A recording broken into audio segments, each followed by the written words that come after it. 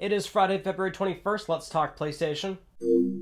Starting off, as always, with our PlayStation Plus reminder, the February games are Sims 4, Bioshock Collection, and Firewall 0 Hour. You still have a good amount of time left to grab these games or add them to your library. I want to start with this. Sony recently announced that the PlayStation forums will be closing February 27th. This is pretty bittersweet because the forums have been around for so long. I mean, decades. I've posted on there before. I'm sure some of you have as well. But it is one of those things where kind of saw this coming. You know, specialized forums now are a rarity these days, or at the very least, specialized forums on particular websites where the community is strong and there's always a growing conversation. Threads over there just always seem to die out pretty quickly, and they say, oh, keep the conversation going on Twitter, Facebook, things like that. And the advent of those sites and the popularity of those sites is what really kind of bogged down specialized forums, for example. You know, yet you have Facebook groups dedicated to these spaces now. That's kind of why it's, well, kind of irrelevant nowadays. So that one's going away. So we're going to just jump right into this one. I didn't expect this to have so much attention, but then again, I can see how people like to stir the pot on this one. So earlier in the week, Sony announced that they would be pulling out of PAX East. And we've been talking about how they will be at PAX East. They've been at PAX East, you know, every single year almost. They do a lot of these smaller shows, or really larger shows, but they're consumer focused. They never have major announcements there, but they'll bring, you know, playable demos and things like that. They'll have a presence there. It's important to them. They always do stuff like that, but it's never a place of major announcements. And we had noted that, well, because Sony's distancing themselves from places like E3, and instead of telling people, hey, we're going to do more consumer focused shows, hundreds of shows is what they said, that we would keep an eye on stuff like this. This year they were bringing Last of Us Part 2, Final Fantasy VII Remake, and a bunch of other games that are on the horizon for PlayStation 4, so I wasn't expecting PS5 stuff. There probably was no PlayStation 5 stuff, but they pulled out because of concerns of the coronavirus. They are mitigating all risk and basically saying that we're playing it safe. We won't be at PAX East. So that happened. Then it kind of snowballed a little bit.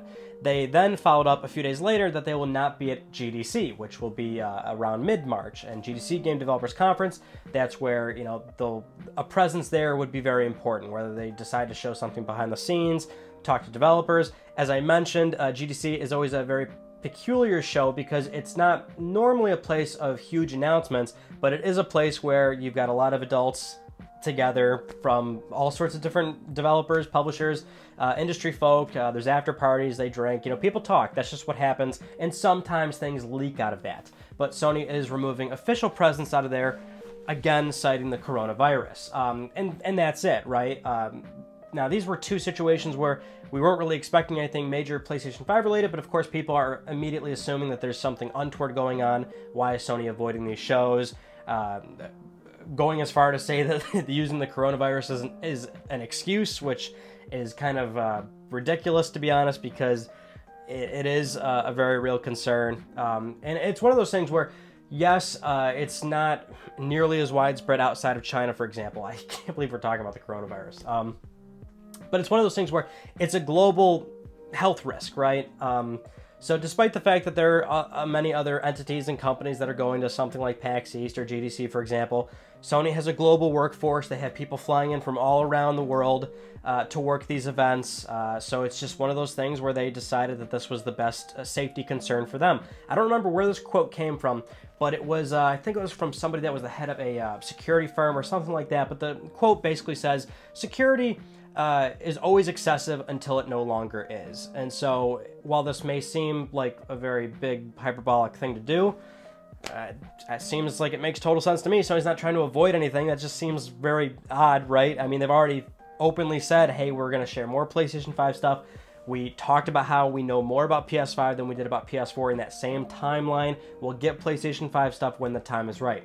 Although, this does make a good point to say that if they are being this safe in relation to the coronavirus, then this would imply that the reason why we don't have a reveal event so soon, or right now, for example, or maybe within the coming month or 2 months, might be because that they do want to mitigate that concern. They do want to not have a global workforce being flown in to run this entire event, and then obviously have different third-party publishers come in to vouch for the platform, which you'd expect, right? If it's going to be very formulaic like the PS4 reveal, you're going to have a lot of people crunched into one room, This might explain why we're still waiting on that reveal event, for example. And if they're skipping GDC because of coronavirus concerns, that leads me to think that we're not going to get a reveal event until well after GDC, unless they decide to do a different delivery method like a state of play, for example, which at this point I don't think is entirely off the table. In fact, it might even be, I don't want to say very probable, but it could be a thing where we get a state of play, and it's not anything too revealing, but you get a certain facet of PS5, like here's the controller, for example, right? Or here's another launch game. Maybe they'll trickle out some information as they choose to do so. But this is a good segue to our next news story. If you remember the earnings call that we talked about at the beginning of the month, I don't remember what Let's Talk PlayStation, but the full transcript is out. And one thing that a lot of sites have been catching and highlighting is the CFO Hiroki Totoki talking about when we could expect the actual reveal event, or really, he didn't even explicitly state that, but rather when we can get a further product unveiling and see more of the product. That's referencing PlayStation 5. So he had this to say, and I quote, "When the time is right, we will disclose the new product. It's very difficult to really discuss this timing-wise, but as of today, we will provide the guidance at a time period which is comparable to the past, so we will not change the time schedule." So it appears as though they definitely have an idea in mind of when they want to announce this thing. He's saying comparable, so not necessarily, hey, PS4 reveal is February, we're going to get the same deal this February, but comparable, so close. It can't be that far away. Remember, Microsoft actually didn't unveil the Xbox One, for example, until May, which is actually pretty good separation away from February when the PS4 had its initial reveal. So we actually have a pretty wide spectrum in terms of when we'll get more PlayStation 5 stuff, but it'll be in that time frame, right? They can't wait that long. I know everyone's so eager, but they can't go that long not showing the hardware, right? Especially for how much we've heard about the system so far. They were comfortable giving us a lot of good details months ago in 2019. They're comfortable showing us the logo, even though that's nothing, but it's something. They want to keep the conversation going. They don't want to let this sort of die out. There's just a global health concern right now, but they do have something in mind, and we just have to wait until that comes. But whenever Sony does decide to release PlayStation 5, one Japanese analyst firm is predicting that Sony will sell 6 million PS5 units by the end of March 31st, 2021. Now, to put this into perspective, looking at PS4, for example, at the end of 2013, which really PS4 only on the market for like a month and a half at that point, shipped around 4.2 million units. Or I think that was sold to consumers, so that's a lot. Initially just for a month and a half, but remember that's the holiday season, brand new console, a lot of people excited. Then by around February, they were sitting at around 5.3 million consoles. And so probably by March, by the end of March rather, PS4 was probably very close to 6 million. So to be honest, this prediction is not very strange at all. In fact, it seems like a very safe bet. It's pretty much predicting that the same timeline would play out here, where PS5 will come out, probably have a very good holiday season. They'll sell as many consoles as are available. So assuming that Sony has enough supply, and the demand is going to be there, they'll get rid of all those consoles. And then going into January, February, March, we'll have a pretty dramatic drop-off, but they'll still sell enough to where they'll get close to 6 million. My prediction initially was, at least for the end of 2020, so just that initial window of a month and a half or so, assuming PS5 launches like mid-November or close to, that it would do like around, I think I gave it 5 million in my prediction video. So I said that it would do probably slightly better than PlayStation 4. So if anything, I would say the 6 million, maybe slightly a little bit under. That's assuming it's the same timeline, the same amount of consoles being manufactured. But it's not really a strange prediction. It's a pretty safe bet. Now we've got a new patent, and this one shows a very interesting controller that you would presume is for PlayStation VR. This is one of those controllers that actually detects separate finger inputs.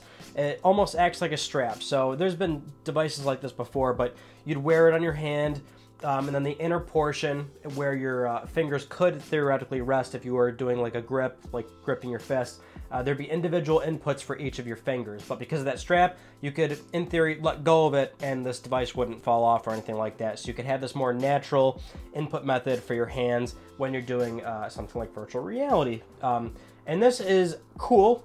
It's never indicative of a real product that we'll get or anything like that, but it is worth noting that with PlayStation VR 2, whatever it ends up looking like, the controller that we have right now, PlayStation Move, not only is it severely outdated because it's actually from 2009 on PlayStation 3, but it will have a major overhaul. If anything, I'm not even that excited about the headset itself. You know, the resolution will be bumped up, it'll have a more consistent frame rate, I hope, but it'll be substantially improved upon what we know with PlayStation VR, the first generation device. I would hope at that point we're looking at wireless.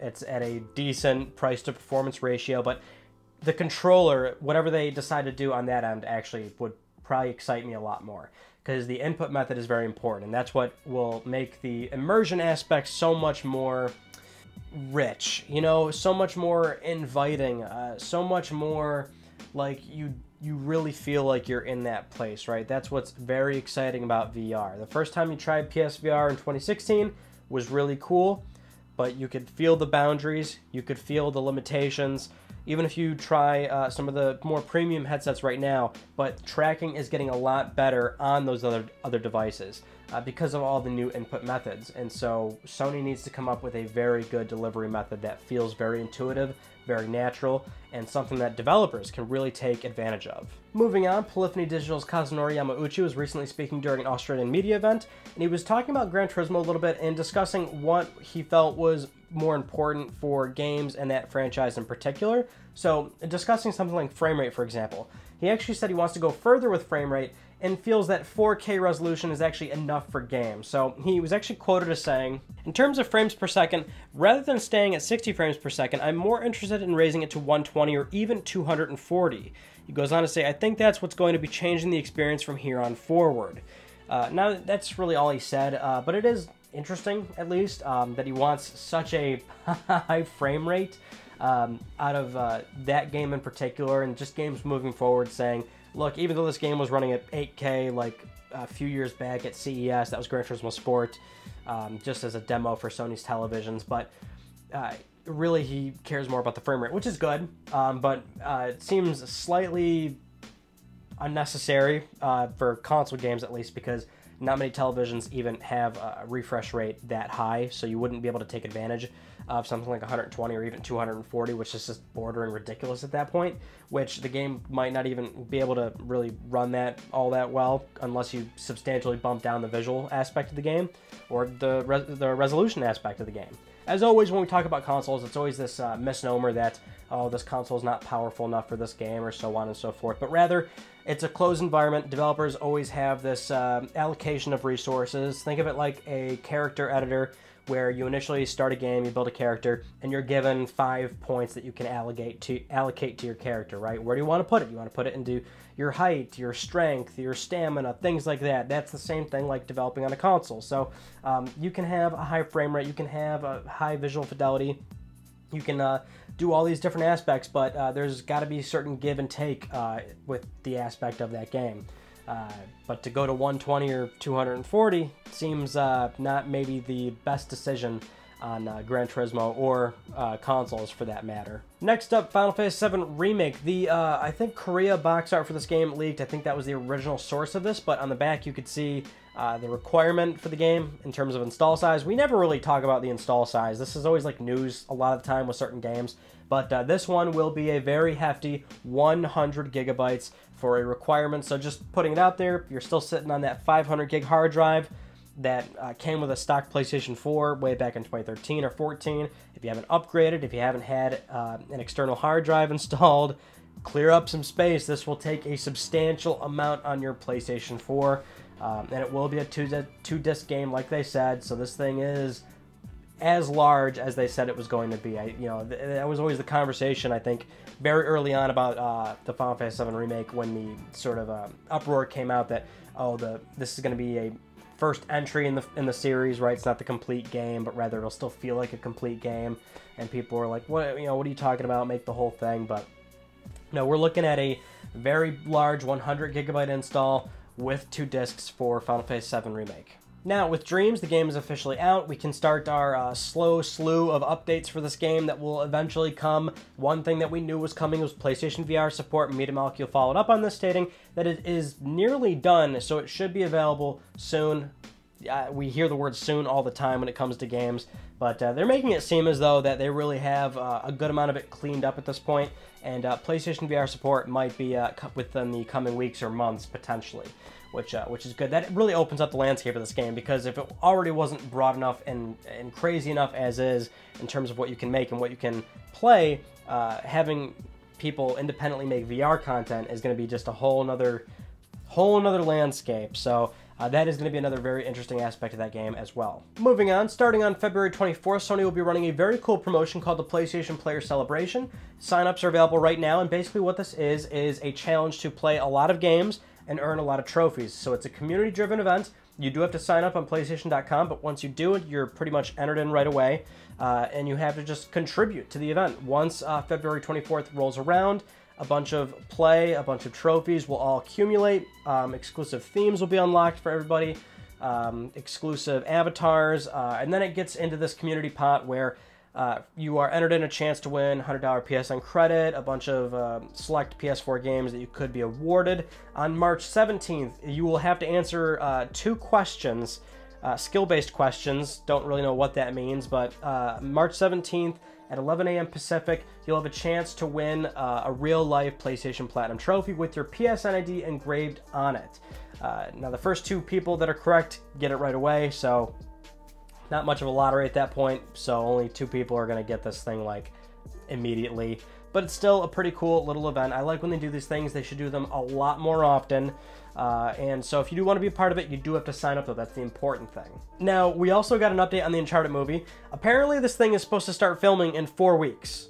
Like what? What? When did this happen? We lost like 5, 6 directors, and now the movie's going to be starting next month. This is coming from one of the actors, Tom Holland, who's supposed to be playing a young Nathan Drake. Which, by the way, he actually said the script is one of the best he's ever read. He said it just flew off the pages or something like that effect, right? Said it was really cool. He's actually a big fan of Uncharted 4, for example. So, cool. But he said, oh yeah, I think we're filming that in like 4 weeks or next month or something like that.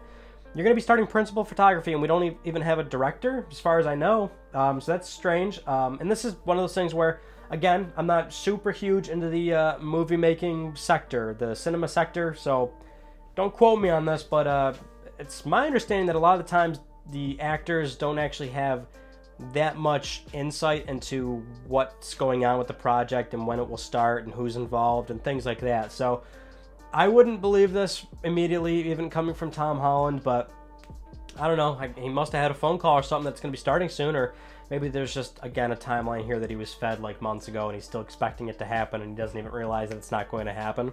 But hey, I want this thing to get filmed. At this point, I want to have like a cool viewing party with everybody, because we talk about this movie for years at this point, and it's just, it feels like it's never going to happen. Anyway, let's get to Let's Talk Plus, the weekly Let's Talk PlayStation giveaway where one of you could win a $10 PSN code. I'd like to congratulate this viewer right here. I'll be contacting you very soon via email or Twitter. If you would like to win a $10 code, I do this every single week on Let's Talk PlayStation. I'm just trying to pay for your games. Follow the link down below to the Gleam website supporting this channel. A number of ways you can gain new entry, and I will announce a winner next week. Those are all the news stories that I wanted to talk about with you all. On Tuesday, we did another random lot unboxing. We've done a few of these now already, but this one, pretty cool because the seller promised $200 in value, and I only paid about $30. It cost $70, but I paid $30 because of eBay bucks. So we went into that with a very good paid to value ratio, so definitely go take a look at that one. We do have more unboxings coming, but we'll do more in the veins of like what we've done with the accessories and the one Wish video we did. So we'll do more like product type accessory reviews coming up. And then this coming Tuesday, kind of a different style video, but I won't tell you what that is just yet. And thank you so much, everybody, for the overwhelming support about Let's Talk PlayStation episode 400 last week. I really appreciate it. We're on 401 now. We'll keep this train rolling up until we get to $599 US. That's a good comment. But thank you so much. It means a lot to me. You have no idea. But that's it. That concludes this week's episode of Let's Talk PlayStation. I'm Ryan Padecki. Thank you all so much for talking with me, and I will see you all next Friday.